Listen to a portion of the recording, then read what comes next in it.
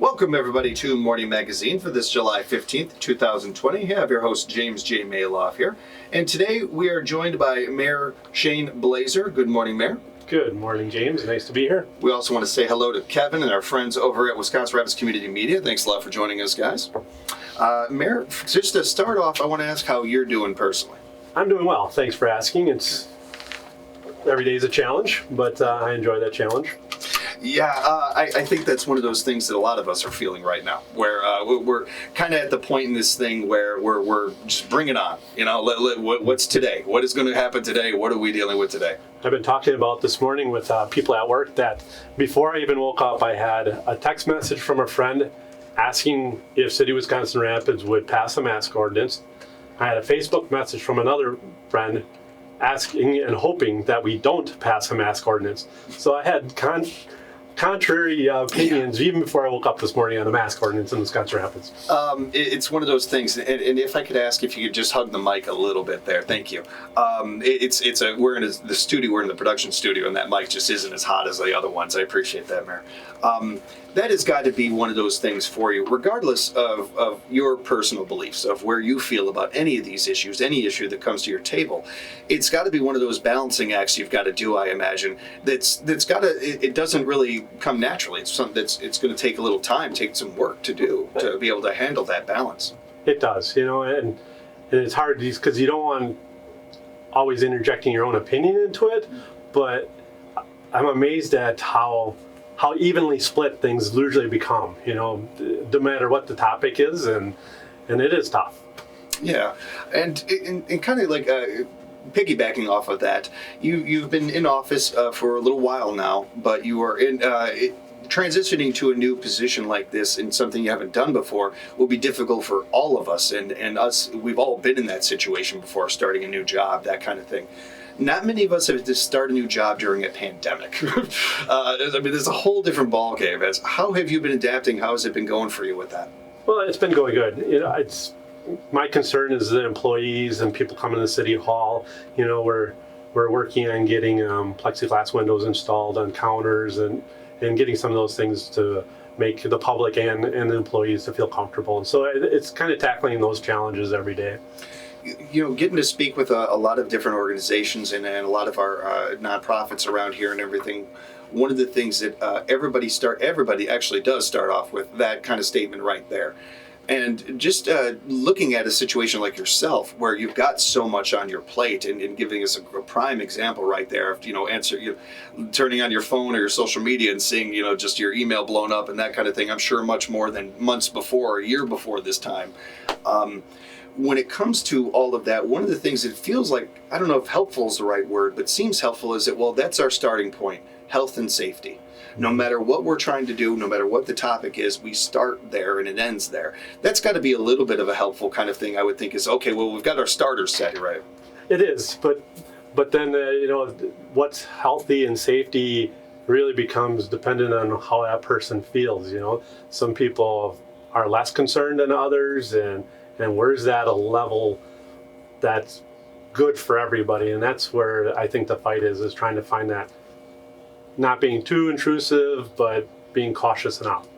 You've got way up top from the government all on down.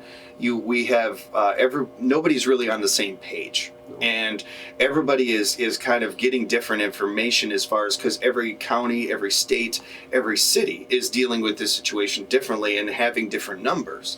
So with all of that being considered, you can only do what you have with the information you have in front of you, and doing the best by your people by that. It's something I think that people need to keep in mind too. And I find it very difficult, and it's hard to argue. Does it make sense to do a mask ordinance county by county, or city by city, or municipality by municipality? I think it becomes confusing to everybody. Do I have to wear a mask in this town and not that town? So to me, it makes sense by a county level if it's going to be done, or even at a higher level than that. It also seems to make sense scientifically because, especially anybody who's lived in this area knows, pretty much most of us don't just stay in one spot. We go visit and we travel. We do fishing in Nakusa, or we go up to Point for an event, or something like that. We're constantly going into different areas, so it makes even more sense what you're saying there as far as like a county ordinance kind of thing. Yeah, it seems like in most throughout the counties, throughout the state, things are divided by county line, and I've taken a lot of heat, and I'll give a shout out to my friends out in the town of Grant because of the aquatic center, and I understand their concerns, but it seems like everything that we do is done by county lines, and at this point, that's kind of where we're at. And well, that's kind of where your hands are tied a little bit too. Where there, as much as anybody might be asking you to do something, there's only so much you can do in that situation. Correct, and it's not necessarily always my decision. I might have an opinion or some influence, but I don't necessarily always get the final say either. And, just in the brief time you and I got to know each other and talk and everything, that feels like that's how you handle most situations, where it isn't, well, my way or the highway. It's more of a group effort, group thought kind of thing. Mm-hmm. Oh, absolutely. I believe in transparency and making it a group effort, and it takes all of our opinions to hopefully come up with a solution.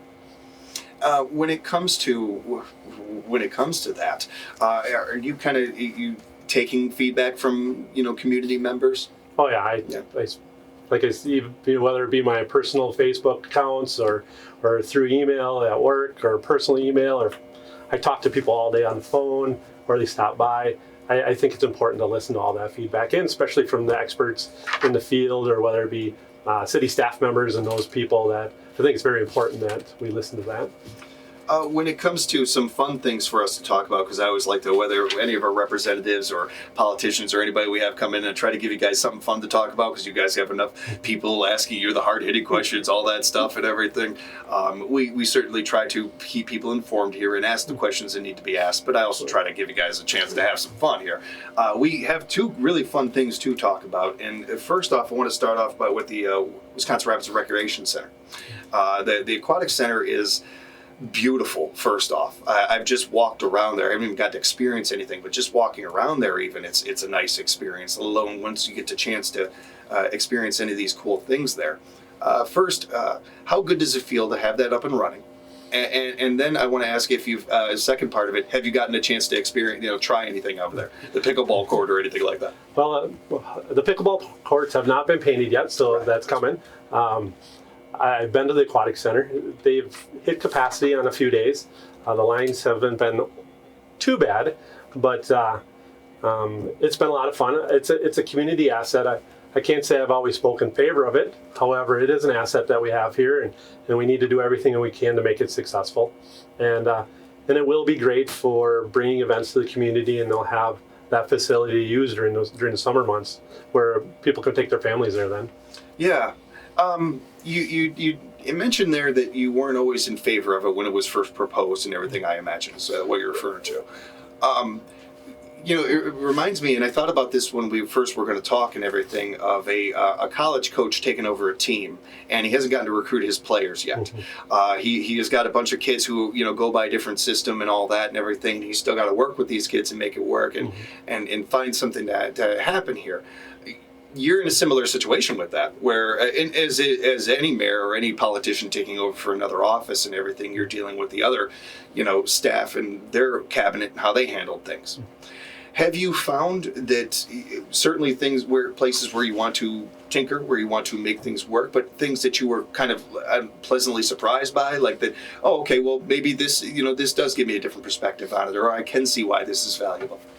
Yeah, and I think the city council helps bring that about, kind of brings some continuity from whether it be mayor to mayor or even within its own organization from council member to council member. It brings some continuity. Any department head hired is confirmed by city council.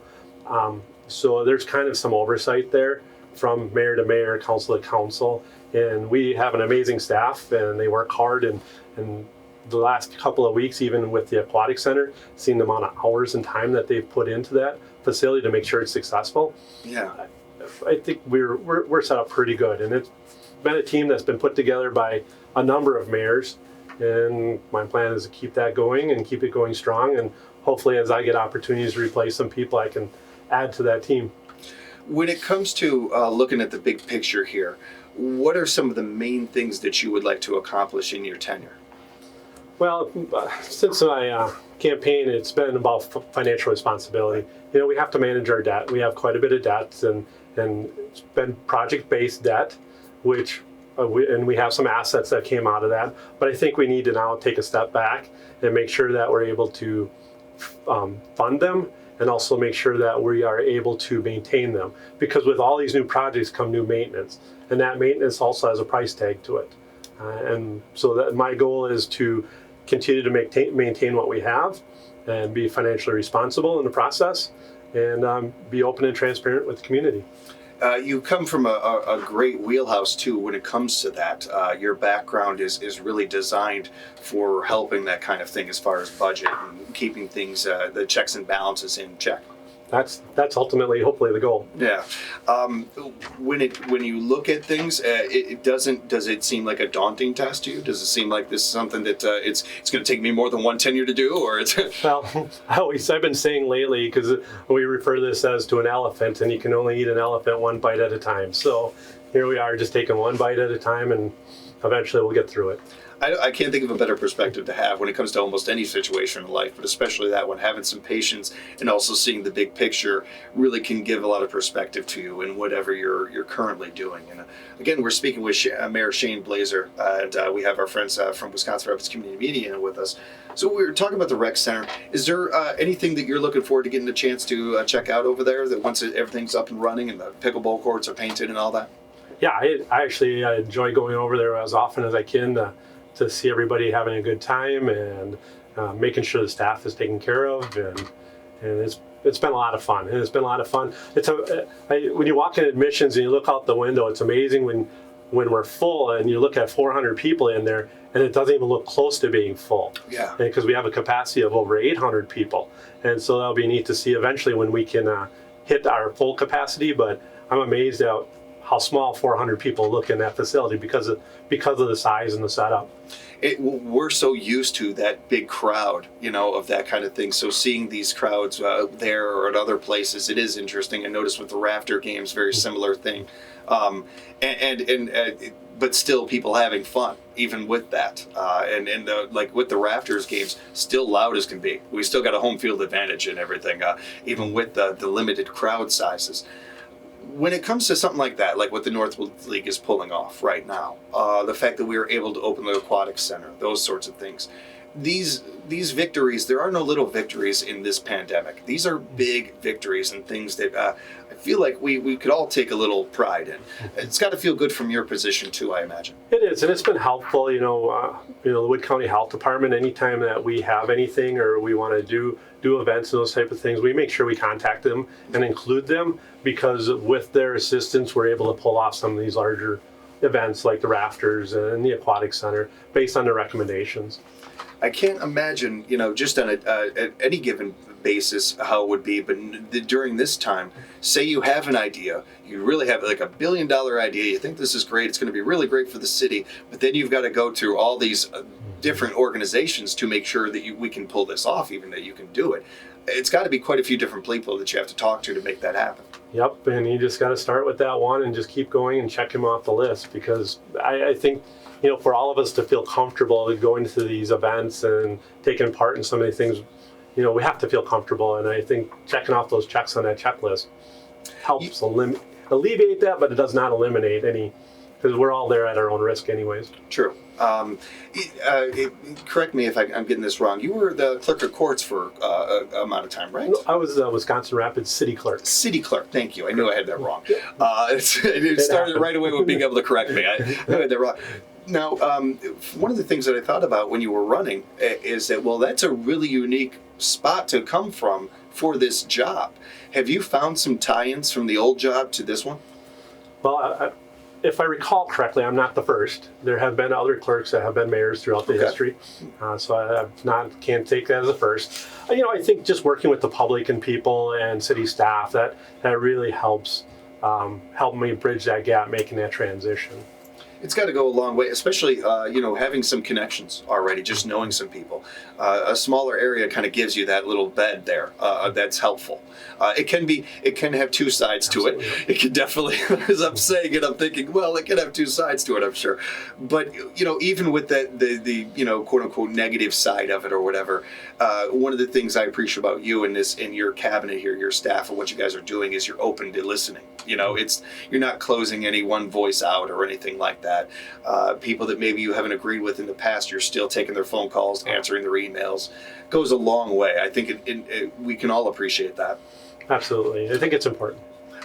We also have something really fun going on over at our airport. The Southfield County Airport is going to be having a business after hours. Correct. On Monday the 27th, we have a business after hours, and we're going to open up and be at the new hangar that's been built.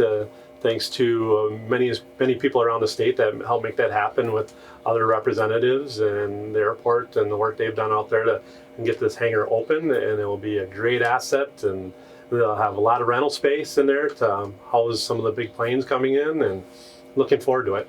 With the areas around us, and including our own, growing, whether it is here in Rapids, and we're growing in spots here, and certainly in the Rome area with Sand Valley and that sort of thing, it makes sense to have the airport where it is now, where it's up and running and kind of fits this. But it's also got to be one of those things, and I'm speaking as somebody who often looks at the glass as not half empty or half full, but that's all I got to drink. I got to make that last. I got to make sure I'm really thirsty. I got to make sure. It feels a little bit like when you're looking at these things, you have to see dollar signs. You have to see some of this maintenance and some of these things you were talking about before. Is that the kind of the first thought, or is that something that's just right there in your thoughts along with it? It's something in my thoughts. We're talking about redoing a street in Rapids here, and that was one of my first questions. When we come with a final proposal, we need to come and also with what it's going to cost to maintain it, and landscaping, and those things need to be talked about on the front end of the project, not after we get it done. That's not the time to figure out how we're going to do it. So I think it needs to be a part of the initial conversations. And that feels like something that was very in the forefront for you going into this position, and any projects you're taking on is okay. Well, let's find out the affordability of this. Let's find out if we can make this work even. Oh, absolutely. And as people who care about the community and the community going forward here and everything, we know about the Verso situation. We know about other situations like that before, or just in general with our small businesses during the pandemic here and everything. So that is going to be all the more important that we are as close to budget as we can, and that we're able to, help the people where we can. Yeah, budget's going to be tight. We know that going into it, and I think we just need to plan and prepare, and we'll just have to tackle it as it come, and maybe some of the extra nice things we just may have to hold off for a little bit and get through this bump in the road, and then hopefully continue on. When it comes to this situation, and you brought up earlier the face mask situation, that is something that it's unfortunately, I don't know why it's such a controversial thing, only because in this area, I'll say, when it's not, where it isn't a mandatory thing necessarily or anything like that. But you are forced to look at other counties and how they're handling it, and how the numbers that we are getting for other counties and that.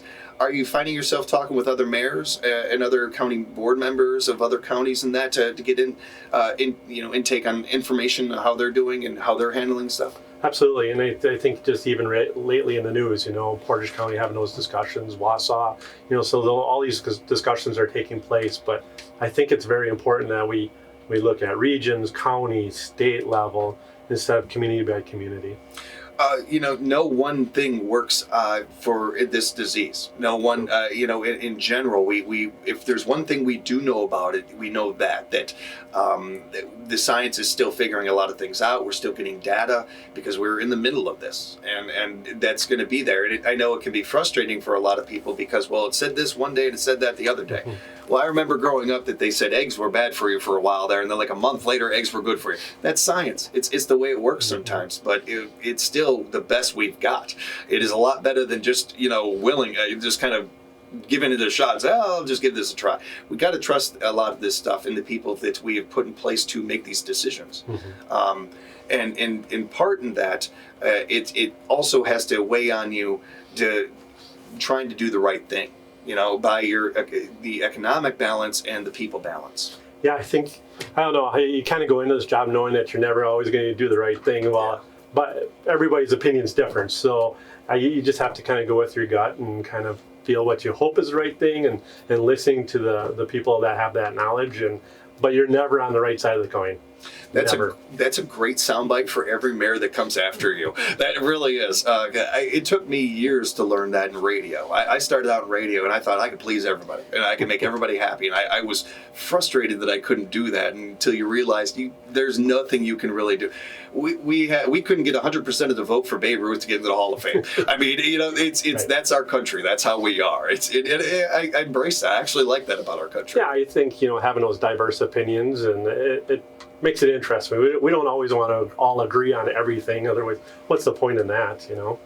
I think that also speaks to part of what your thought process going into this too is that I don't know everything. I want to learn as much as I can, though. I want to be as informed as I can, and I want to help as many people as I possibly can. You're doing your best to do that. If people have follow-up questions, if they want to know more about certain things, can they reach out to you? Absolutely. I call our office 9 times out of 10. You might get me the answer. So a lot of times I'll answer my own phone. So I gladly take phone calls, and residents have been stopping by, and we welcome that. How have you been keeping your mental health up and your spirits up and everything?